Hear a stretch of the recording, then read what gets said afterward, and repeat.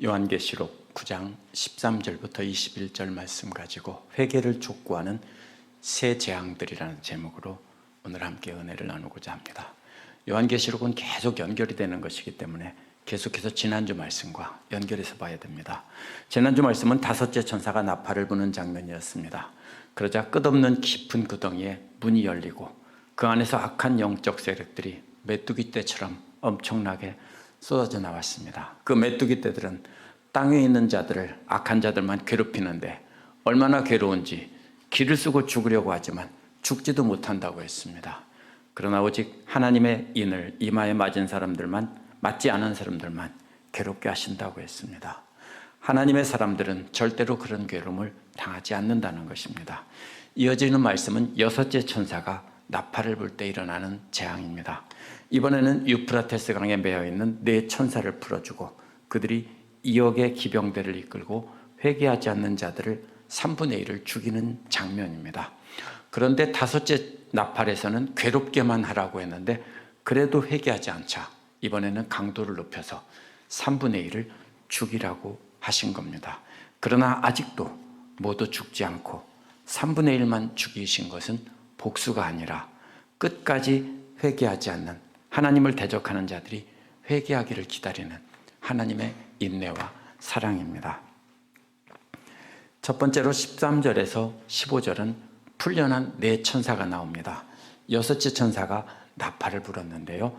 그러자 요한은 한 음성을 들었습니다. 그 음성이 어디서 나왔다고 했냐면 하나님 앞에 있는 금제단의 네 뿔에서 나왔다고 했습니다. 하나님 앞에 있는 금제단에는 네 뿔이 있는데요. 그 의미를 알려면 예루살렘 성전에 있는 그 제단의 네 뿔의 의미를 알아야 합니다. 열왕기상 1장 50에서 51절에 보면 왕이 되려고 했던 아도니아가 솔로몬이 왕이 되었다는 소식을 듣고 죽게 되자 성전의 제단뿔을 잡았다고 했습니다. 또 2장 28에서 34절에 보면 아도니아의 편을 들었던 요압이 죽게 되자 역시 제단의 뿔을 잡았다고 했습니다. 따라서 제단의 뿔을 잡는 것은 하나님께 나아가서 도와달라고 간청한다는 뜻입니다. 6장 10절에서 하나님 말씀 때문에 죽임당한 사람들이 원한을 갚아달라고 한 것에 대한 응답입니다. 그 사람들이 하나님 도와주세요 하고 제단뿔을 잡은 것과 같았기 때문에 이번에는 제단뿔에서 음성이 나온 겁니다. 하지만 그들의 요청은 개인적인 복수가 요청이 아니라 하나님을 대적한 자들을 하나님의 공의로운 심판으로 재판해달라는 요청이었습니다. 이에 대한 응답입니다. 특별히 하나님 앞에 놓여있는 금제단은 하나님이 바로 그곳에 계신다는 뜻입니다. 그래서 금제단은 하나님 앞에 놓여있는 것이기 때문입니다. 하나님은 보이지 않죠. 그래서 하나님 앞에 있는 금제단을 말한 것입니다. 그래서 그리스어를 라틴어로 번역한 벌게이트역에는요 이런 말이 있습니다. 하나님의 눈 앞에서 라고 의미를 살려 번역했습니다. 죽임당한 사람들의 요청이 하나님 앞에 상달되고 이제 하나님께서 공의로운 재판을 하신다는 뜻입니다. 그 음성은 14절에 보면 나팔을 가진 여섯째 천사에게 말하는 음성입니다. 그렇기 때문에 여섯째 천사가 나팔을 불고 나서 그 나팔을 들고 있었다라고 한 것입니다. 그때 금제단에서 나온 음성이 여섯째 천사에게 말했습니다. 그 내용은 큰 강 유프라테스에 매여 있는 천사들을 석방하라는 겁니다. 그런데 이 천사가 선한 하나님의 일꾼들인지 아니면 악한 천사인지 알기가 어렵습니다. 그래서 어떤 사람은 7장 1절에 보면 땅이 내 귀퉁이를 내 바람을 붙잡고 있던 천사들과 같은 천사들이라며 하나님께서 매여 있다는 말이 하나님께서 억제시켜 놓은 것이다 라는 뜻이고 천사들이 잡혀 있다는 뜻이 아니라고 해석했습니다. 그런데요 유프라테스 강은 어떤 의미를 갖고 있냐면요 창세기 15장 18절에 보면 하나님께서 아브라함에게 약속하신 이스라엘의 경계입니다. 그래서 유프라테스 강에서부터 이렇게 있는 이쪽 남쪽에까지 이렇게 경계를 표시한 것입니다. 실제로 거기까지 이스라엘의 땅이 된 적이 없습니다. 왜냐하면 이스라엘의 불순종 때문입니다. 그러나 본래 아브라함에게 약속한 것은 이스라엘의 경계입니다. 그렇기 때문에 유프라테스 강의 경계에 매여 있었다는 것은 하나님의 대적이라는 뜻입니다. 더군다나 매여 있다는 말은 잡혀 있다는 뜻이고요. 그들을 석방시키라고 했기 때문에 이들은 죄수처럼 잡혀 있었습니다. 이들은, 이 네 천사는 하나님을 거역한, 하나님을 대적한 악한 천사들이고 하나님의 죄수들이라는 뜻입니다. 그래서 매어들려면 어디다 맵니까? 거룩한 땅 안에다 매는 게 아니라 거룩한 땅 밖에다 매는 거죠. 그래서 큰 강 유프라테스 강에 매어놓았던 그들을 풀어놓으라고 한 것입니다. 그래서 이들은 하나님의 명령을 따라 명령을 수행한다기보다는 그동안 잡혀 있어서 활동을 못했는데 하나님께서 풀어줘서 이제는 악한 자들을 마음대로 죽여도 좋다라는 허락입니다. 그래서 15절은 하나님의 명령에 의해서 이 죄수들이 석방이 되었다고 했습니다. 이들은 예비된 이들이라고 했는데요, 오래전에 완전하게 준비되었다는 뜻입니다. 한글 번역은 그해, 그달, 그날, 그 시각이라고 했지만 원어는 그 시각, 그날, 그달, 그해입니다. 이게 왜 그러냐면요, 서양 사람들은 사고방식은 개인, 나 중심이기 때문에 가까운 곳부터 먼 곳으로 퍼져나갑니다. 그러나 동양 사람들은 공동체 중심이기 때문에 먼 곳에서 가까운 곳으로 오고요. 그래서 우리는 그해, 그달, 그날, 그때라고 합니다. 그래서 날짜를 표기하는 방식도 서로 다르죠. 이 말은 무슨 뜻이냐면요, 하나님께서 죄수로 잡아두었던 천사들을 유프라테스 강 경계에 악한 자들의 땅에 메어두었다가 하나님의 계획하신 그 정확한 때에 악한 자들을 3분의 1을 죽이려고 석방시켰다는 뜻입니다. 다섯째 나팔을 불었을 때 끝없는 구덩이에 문이 열린 것과 같습니다. 이번에도 역시 비슷한 방식의 지옥문이 열렸지만 이번에는 깊은 곳에서 열린 게 아니라 경계 밖에 있던 곳에서 문이 열려서 그들이 쏟아져 들어오는 장면입니다. 그래서 16절에서 19절은 2억의 기마대가 나옵니다. 원어에서는 16절에 맨 처음에 나오는 게 기병대의 숫자입니다. 말을 탄 군대의 숫자가 2억이라는 것입니다. 그런데 원어는요, 2억이라고 쓰지 않고요, 만에 2만 이렇게 쓰여져 있습니다. 만에 2만이 바로 2억이라는 뜻입니다. 천에 천 하면 무슨 뜻입니까? 성경에서 아주 많다는 뜻이지 실제로 그만큼이라는 뜻이 아닙니다. 근데 만은 천의 10배이죠. 그런데 만은 절대로 셀 수 없는 엄청난 숫자라는 뜻입니다. 그런데 만에 2만이니 정말로 셀 수 없게 많다는 뜻이지 숫자를 세어보니까 정확히 2억 명이었다 이런 뜻이 아닙니다. 이어서 요한이 내가 그 숫자를 들었다고 했습니다. 요한이 본 것은 뭡니까? 그러면 세본 게 아니라 엄청난 수의 말을 탄 군대의 환상을 보았는데 하나님의 천사가 그 숫자가 만에 2만이다 라고 알려줘서 들었다는 것입니다. 그 표현은 엄청나게 많다는 뜻입니다.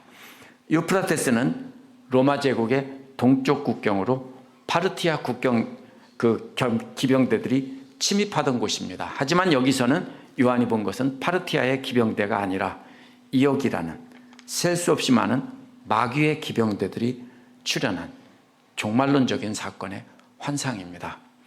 17절에 보면요, 이러한 요한의 환상 중에서 본 말과 말을 탄 사람들의 모습이 나옵니다.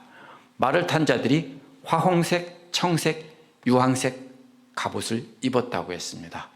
이것을 어떤 사람은 말 탄 사람들의 갑옷 색깔이라고 하기도 하고요, 어떤 사람은 말도 똑같은 색을 입었다 이렇게 말합니다. 근데 원어는요, 무슨 뜻인지 몰라요. 말과 말을 탄 자가 같이 갑옷을 입었을 수도 있어요. 왜냐하면 서양 영화 같은 데서 보면은 기병대들이 어떻게 합니까? 말 탄 기사들이 말에도 죽지 않도록 갑옷을 입혀서 씌우는 것이 있기 때문입니다. 정확히는 알 수 없어요. 화홍색이라는 말은요, 불의 색 이런 뜻입니다. 불 색깔입니다. 청색이란 히아신스 색이라는 말입니다. 히아신스라는 말입니다, 원어가. 그래서 히아신스 색이라는 말은요, 히아신스라는 꽃의 색깔이라는 뜻입니다. 무슨 색입니까? 자주색 꽃이 하나의 줄기에 다닥다닥 붙어있는 꽃입니다. 꽃집에서 팔죠. 바로 그 히아신스 색이라는 뜻입니다. 유황빛이란 유황 색깔의 노란색이라는 뜻입니다. 그런데 이 세 가지 색깔이 한 갑옷에 뒤섞여 있었는지, 아니면 세 가지 색깔을 따로따로 입은 사람들이 섞여 있었는지 알 수 없습니다. 알 수 없을 때는 뭘 봅니까? 내용을 봐야 됩니다. 바로 이어서 말의 머리가 사자와 같다고 했고요, 그 입에서 불과 연기와 유황 세 가지가 나온다고 했습니다. 이 세 가지가요, 앞에서 말한 색깔과 결국 같은 말입니다. 말만 다르고 표현만 똑같은 말이, 어원이 똑같은 말이 세 개가 같은 순서로 있습니다. 근데 연기만 달라요. 불과 유황은 앞에서와 똑같은 말이고요, 연기는 앞에서는 히아신스 색이라고 했는데 여기서는 연기라고 했습니다. 그렇다면 히아신스 색이란 무슨 뜻이냐면요, 자욱한 보라색, 짙은 청색 연기가 나오는 걸 말합니다. 불을 떼면 그런 연기가 나오죠. 바로 그런 소리입니다. 자욱한 바로 지옥 연기 색깔입니다. 그래서 이 세 가지 색들은 황이 탈 때 나온 불꽃색입니다. 불꽃이 있고 히아신스 자줏빛 연기가 있고 또 노란 연기가 있습니다. 그 세 가지는 바로 이 불꽃 안에 붉은빛도 있고 히아신스색처럼 짙은 푸른색도 있고 황처럼 노란색도 있습니다. 그런데 황이 탈 때는 이 색이 따로따로 구분되어 있는 게 아니라 어떻게 되어 있습니까? 뒤섞여 있죠. 그렇기 때문에 여기서 갑옷의 색깔도 역시 섞여 있는 색깔일 것입니다. 창세기 19장 24절에 보면요, 하나님께서 하늘에서 불과 유황불과 불이 소돔에서, 하나님 계신 하늘에서 소돔과 고모라에 유황과 불이 쏟아진다고 했습니다. 요한계시록 14장 10절에서도 불과 유황으로 고난받는다는 말이 나옵니다. 19장 20절과 20장 10절과 21장 18절에서도 마귀와 거짓 여자들과 우상숭배자들이 유황 안에서 불이 타는 연못에 던져졌다는 표현이 나옵니다. 그렇기 때문에 이 불과 유황과 그 불에서 나오는 히아신스색 연기는 하나님의 심판과 지옥을 상징하는 것입니다. 이 세 가지 재앙으로 사람들의 3분의 1이 죽임을 당했다고 했습니다. 세 가지 재앙은 곧 사자머리처럼 생긴 말의 입에서 나오는 불과 연기와 유황이라고 18절에서 다시 말합니다. 이 세 가지가 따로따로 이렇게 나왔기 때문에 이 세 가지 재앙 사이에 이가 따로따로 나눠서 나오고 그 재앙 사이에서 죽는다, 3분의 1이 죽는다, 이렇게 말하기도 합니다. 그러나 앞에서 이게 불이 피워지는, 유황불이 타는 그림이기 때문에 이것은 이 세 가지로부터 죽었다는 뜻이지, 이 말에서 세 가지가 차례대로 나왔다고 해서 재앙이 세 가지가 차례대로 나온다는 뜻은 아닌 것입니다. 그래서 불과 연기와 유황 이 세 가지는 지옥의 특징이고요, 대조되는 게 나옵니다. 뭐가 있습니까? 하나님께 올려드린 향과 대조가 됩니다. 하나님께 올려드린 향은 아름다운 하나님 기뻐 받으시는 향의 연기와 향기로운 향이고요, 이 지옥불은 하나님께서 심판하는 자들을 심판하는 연기입니다. 불과 연기입니다. 그래서 불과 히아신색 연기와 유황색이 뒤섞인 연기는 죽음의 연기이고 지옥에서 올라오는 연기입니다. 이런 장면을 가지고요, 전쟁터에서 탱크에서 나오는 연기다, 이렇게 자꾸 해석하려는 사람들이 있습니다. 이게 뭐냐, 어떻게 이루어지냐, 오늘날 전쟁터에서 탱크에서 나오는 것이다, 이렇게 해석하면 안 됩니다. 화약연기나 이런 것이 아닙니다. 물론 화약에도 유황 성분이 있지만은 그런 것이 아닙니다. 지옥불을 멸망하는 사람들을 상징적으로 표현한 것입니다. 계시록은 이것이 무엇이냐라고 자꾸 찾으면 이상한 해석이 됩니다. 우리는 어떤 형태로 심판이 이루어질지 알 수 없습니다. 하나님을 대적하는 사람들의 3분의 1이 하나님의 심판, 지옥불에 죽게 된다는 것입니다. 9장 6절에서는 죽고 싶어도 죽을 수 없었는데 이번에는 3분의 1이 죽음으로 하나님의 경고의 수위가 높아진 것입니다. 이어서 왜냐하면이라는 말로 이어가는데요, 왜 하나님을 대적하는 사람들의 3분의 1이 죽는지 그 이유를 설명했습니다. 그 말의 권세는 그들의 입에 있다고 했습니다. 입에서 나오는 불과 연기와 유황에 죽이는 권세가 있다는 겁니다. 또 나오는 게 말들의 권세는 꼬리에도 있다고 했습니다. 왜냐하면 꼬리는 뱀 같은 머리가 있는데 그걸로 해쳤다고 했습니다. 여기서 해쳤다는 말은요, 앞에서 전갈같이 생긴 것이 해쳤다는 말과 똑같은 말입니다. 그렇기 때문에 이것은 죽이는 것이 아닙니다.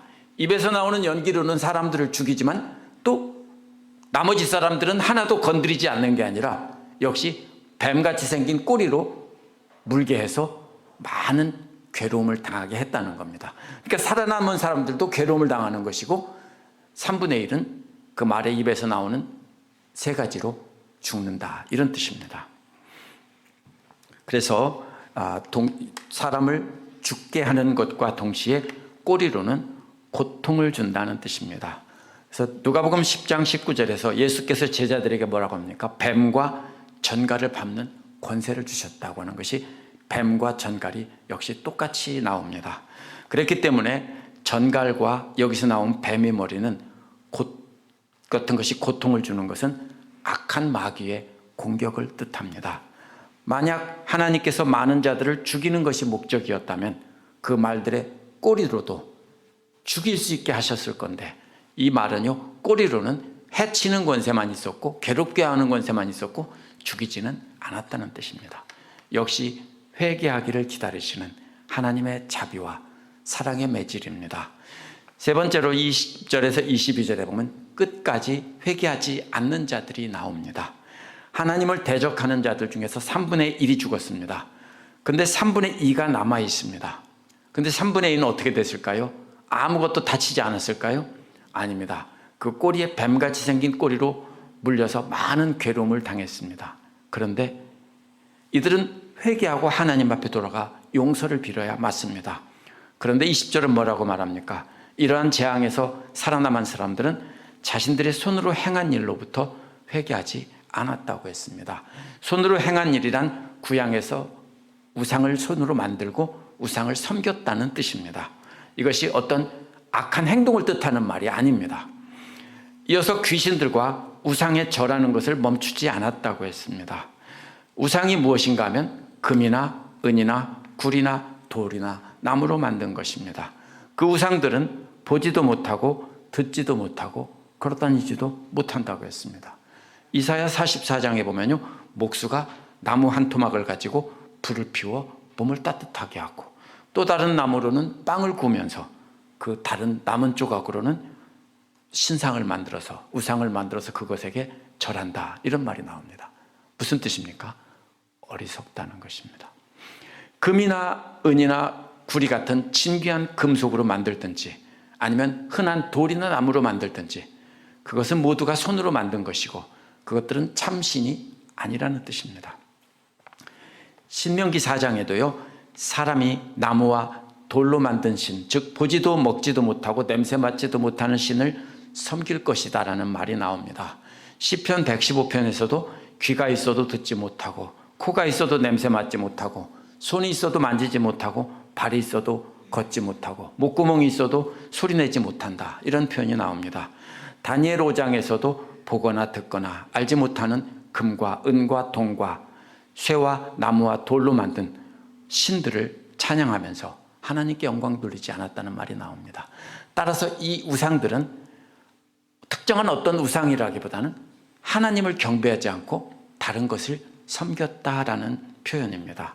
그런데 그것이 뭐라고요? 아주 어리석은 짓이다라는 것입니다. 이러한 우상에게 속가서 하나님께 돌아오기를 거부하는 자들은 어리석은 자들이라는 뜻입니다. 우상은 아무것도 아닙니다. 그렇죠? 근데 문제가 있습니다. 우상의 뒤에는 마귀가 숨어 있는 겁니다. 그래서 그들은 우상을 앞세워서 우상을 숭배하는 자들을 조종하는 것입니다. 그렇기 때문에 아무것도 아닌 우상에게 절하는 것이 무슨 죄가 되느냐고 하면 안 됩니다. 마귀는 보이지 않는 존재이기 때문에 그것을 보이는 우상을 만들어서 세워놓고 마귀를 경배하게 한 것입니다. 우상은 아무것도 아니지만 우상을 경배하는 것은 그 뒤에 있는 마귀들을 숭배한 것이기 때문입니다. 이제 남아있는 3분의 2는 3분의 1을 학살한 마귀들을 경배하면서 하나님을 대적하고 있습니다. 얼마나 바보 같습니까? 자기들의 3분의 1을 학살한 마귀를 대적하면서 마귀들을 경배하면서 거꾸로 자기들을 살려주려고 용서해 주려고 회개하기를 기다리는 하나님은 경배하지 않았다라는 것입니다. 그렇게 3분의 1을 우리 마귀에게 죽임을 당했는데 여전히 사람들은 회개하지 않고 우상을 섬길 뿐 아니라 21절에 나오는 4가지를 회개하지 않았다라고 했습니다. 이 4가지 중에 점치는 일만 빼놓으면요, 정확히 순서는 10계명에서 6째, 7째, 8째 계명입니다. 순서까지 똑같습니다. 그래서 점치는 것만 논리적으로 맞지 않다고 빼놓고 이것은 10계명에서 나온 것이다 라고 해석하기도 합니다. 근데 문제는 음행을 성적인 범죄로 보기 때문입니다. 점치는 것이란 본래 약이라는 뜻입니다. pharmacy라는 말이요, 이 말에서 나온 말입니다. 그런데 이 말이요, 나쁜 의미로 쓰일 때는요, 여러 가지를 섞어서 특별한 약을 만들어서 사람들을 먹이거나 해서 사악한 요술을 할 때 쓰는 말입니다. 오늘날도 드라마나 만화나 영화 같은 데 보면 그런 게 나오죠. 어떤 마귀가 주는 신비한 약을 먹으면 어떤 신통한 능력을 부린다든지 이런 게 나오죠. 바로 그런 뜻입니다. 이것은 미래를 알아맞추고 내가 어떻게 될 거냐 이런 것이 아니고요, 이것은 사악한 주술 같은 것입니다. 그래서 여러 가지를 섞어서 귀신들을 불러들이고 그 귀신의 능력을 발휘하도록 하는 것을 뜻하는 것입니다. 그렇기 때문에 악한 영을 빌려서 사람을 해치거나 다른 사람을 죽이는 것을 뜻한다며 살인과 같이 보기도 합니다. 그런데 이것도 역시 잘못 해석하는 겁니다. 성경에서요, 3가지가 나오면 항상 점층법이나 점강법입니다. 무슨 말이냐면 점점 강해지거나 점점 줄어드는 겁니다. 근데 4개가 나오면요, 항상 둘씩 짝지어서 봐야 됩니다. 대조를 이룹니다. 어떻게 짝짓습니까? 4가지는 우상숭배하는 사람들의 행동을 둘씩 짝지어서 두 쌍으로 말한 것입니다. 살인과 도둑질이 바깥쪽에 있습니다. 첫 번째와 4번째 있습니다. 10계명에 나오는 이웃사랑의 계명을 지키지 않은 것을 살인과 바로 도둑질로 2가지로 말한 것입니다. 그래서 10계명의 돌판에 오른쪽에 있는 이웃사랑을 행하지 않는다는 것이고요, 그 안쪽에 있는 점치는 일과 음행은 10계명에 나오는 하나님을 사랑하라는 계명을 지키지 않은 것을 뜻합니다. 귀신을 부려서 악한 일을 행하는 것이나 음행으로 비유된 우상숭배는 모두 하나님이 아닌 다른 것을 섬겼다는 뜻입니다. 이 음행을 성적인 범죄로 해석하면요, 둘씩 묶어서 짝이 맞지 않습니다. 음행이란 구약 성경에서 언제나 우상숭배를 뜻하는 말로 비유로 쓰였습니다. 그래서 여기서 음행은 실제로 성적인 범죄가 아니라 우상숭배입니다. 살인과 도둑질은 겉으로 드러나는 것이고요, 이웃사랑을 하지 않는 사람의 중심에는 하나님을 사랑하지 않고 우상숭배하고 점치는 그러한 마음이 감추어져 있다는 겁니다. 그래서 바깥쪽에는 살인과 도둑질이 있고 그 안쪽에는 우상숭배를 가리키는 말이 숨겨져 있는 것입니다. 오늘 말씀에 나온 4명의 사악한 천사가 이끄는 2역의 사악한 기병대 환상은 앞으로 실제로 이런 일이 일어날 것이다, 3차 대전이 일어날 것이다, 이런 엉뚱한 소리들을 합니다. 그러나 요한계시록의 이런 상징과 비유는 하나님께서 하실 일을 비유적으로 말한 것이지 실제로 이것이 어떤 모양처럼 비슷하게 일어난다는 뜻이 아닙니다. 에스겔 37장의 마른 뼈의 환상이나 사도행전 10장에 나오는 베드로가 본 각종 부정한 짐승을 먹으라고 한 것도 역시 환상입니다. 환상을 통해서 하나님께서 말씀하시는 겁니다. 그렇기 때문에 이 환상이 무엇을 앞으로 어떤 일이 일어날 거냐, 이걸 하나씩 대비해서 따지려고 하는 사람들이 있습니다. 그러나 이것은 잘못 해석하는 겁니다. 5째 나팔과 연결해서 생각해야 됩니다. 5째 나팔이 그래서 나팔이 7개가 나오는데 지금까지 6개가 울렸습니다. 이 재앙들은 하나님이 복수하려는 것이 아니라 사람들로 하여금 회개하게 하려는 것이고요, 강조점은 완전한 파괴가 아닙니다. 한 번도 완전하게 다 파괴했다 이런 표현이 없었죠. 하나님께서 벌을 주시며 회개하라는 인내와 자비입니다. 첫째 나팔부터 넷째 나팔까지 어떻게 됩니까? 강도가 점점 강해집니다. 그래도 악한 자들은 회개하지 않았다. 이것이 첫째 나팔과 넷째 나팔 사이에 있는 내용입니다.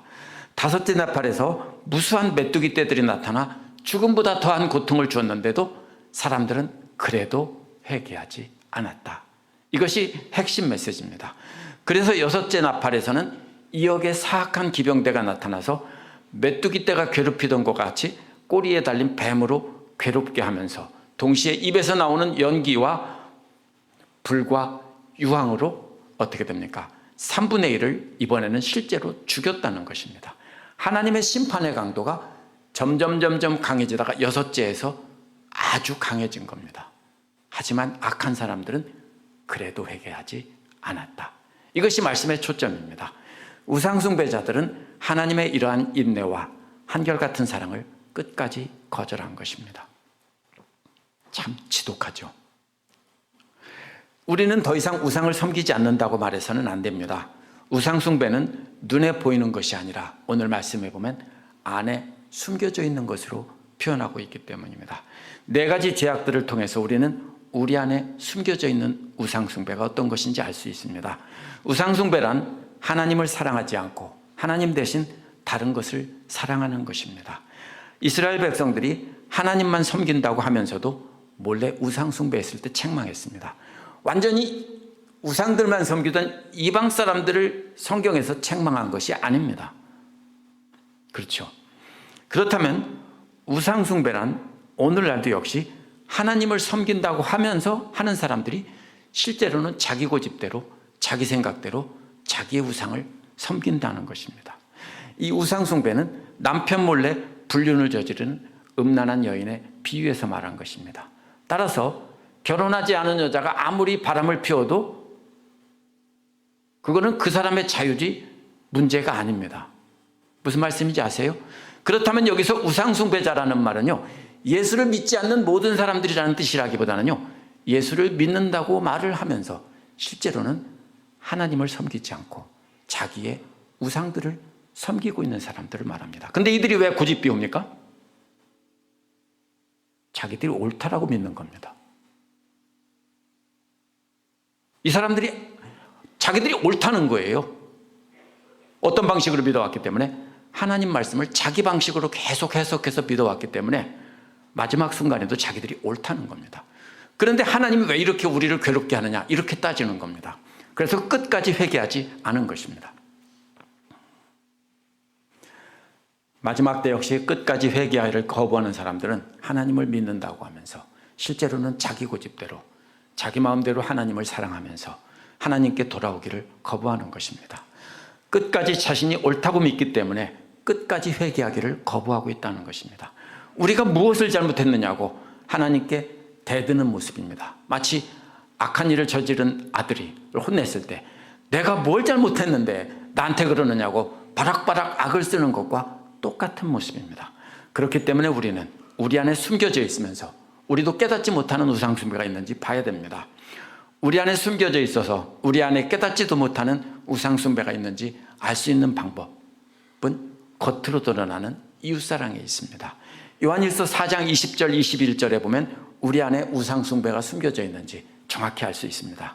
뭐라고 했습니까? 누구든지 하나님을 사랑한다 하고 그 형제를 미워하면 이는 거짓말하는 자니 그 형제를 사랑하지 않는 자가 보지 못하는 하나님을 사랑할 수 없느니라. 우리가 이 계명을 받았으니 하나님을 사랑하는 자는 또한 그 형제를 사랑할지니라. 무엇입니까? 형제를 사랑하지 않고 미워한다면 우리 안에 그건 겉으로 드러나는 행동이죠. 우리 안에 숨겨져 있는 하나님을 사랑한다는 것보다 다른 것을 사랑하는 것이 우리 안에 숨겨져 있다는 뜻입니다.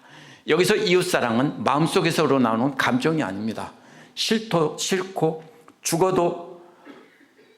죽도록 미워도 참고 친절을 베푼다는 뜻입니다. 왜요? 하나님의 명령이기 때문에 할 수 없이 순종하는 것입니다. 하나님을 사랑하고 하나님의 명령이기 때문입니다.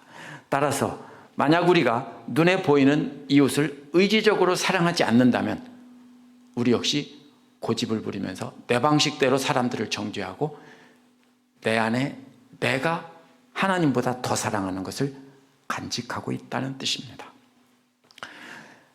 그러면 오늘 말씀에 나온 사람들처럼 불과, 연기와 유황, 이 세 가지 재앙으로 회개를 촉구해도 끝까지 회개하지 않는 사람들과 같습니다. 자신들은 열심히 하나님을 사랑했다며 우리가 무엇을 잘못했느냐고 따지는 모습과도 같습니다.